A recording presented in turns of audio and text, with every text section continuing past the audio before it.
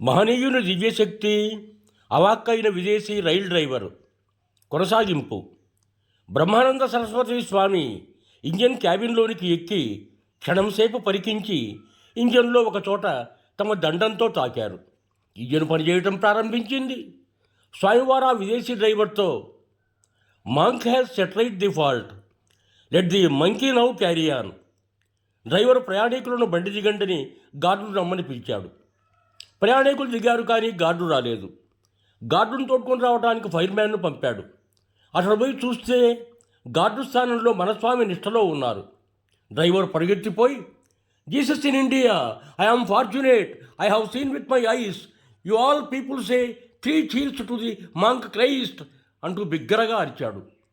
జయ జయ ధ్వానాలతో రైలు బండి గమ్యస్థానం చేరింది. శుభం భూయాత్.